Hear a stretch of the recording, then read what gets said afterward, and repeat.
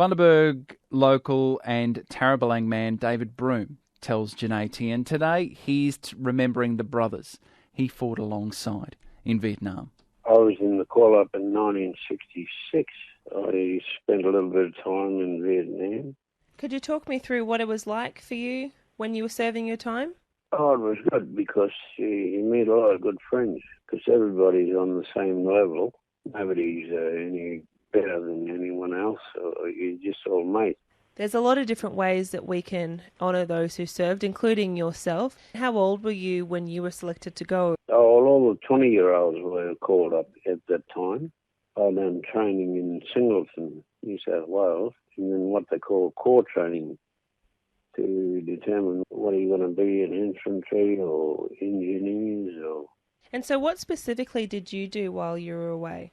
I was a forward scout. And so in lay terms, what does that mean? Well, you're first up in the front. You're the first guy in the jungle. Oh my gosh. Were you scared at all when it was go time? At that age, you're full of adventure. Not much fear. I think I was more frightened of king cobras over there.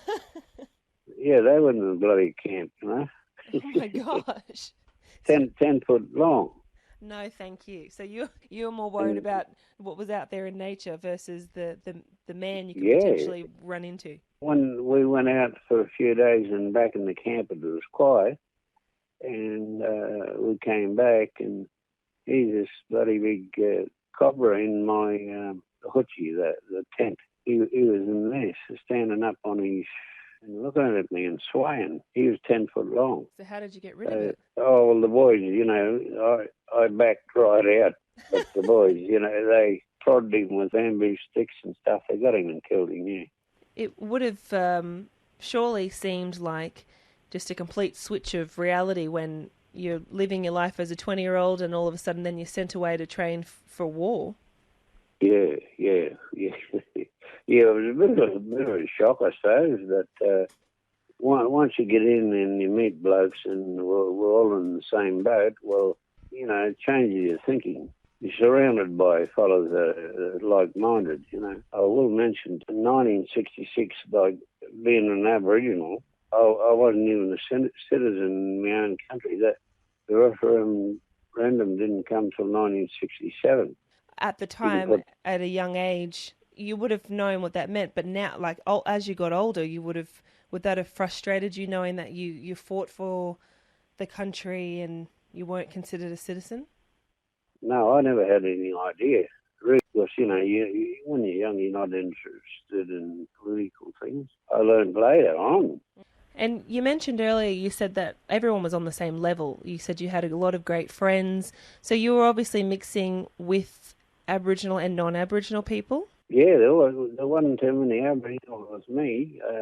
With my mate, he didn't even know he was Aboriginal, and I didn't know he was Aboriginal when he was overseas. He only found out when we came back. It was sort of a funny situation at that time. Yeah, but the mates you make, they're real mates, you know. You get a bond. Like you said, you guys were just brothers. You had a bigger picture, which was fighting a war. It didn't matter whether you were Aboriginal or not. It didn't matter where you came from. You were just fighting for the same cause. No, there was no discrimination. Everybody's on the same plane. And that's the thing that sort of helped me. The army helped me not to be racist against Australian people or what happened in the past. Although you think about it a lot. But when you make good friends, that sort of lessens the feeling of bitterness. My thoughts with the army, I think every boy and girl, when they leave school at 17, they should do 2 years in the army before they start on their careers. Teach a lot of discipline and respect for the community, respect for each other. Bundaberg local and Tarrabalang man David Broome having a chat with Janae Tien.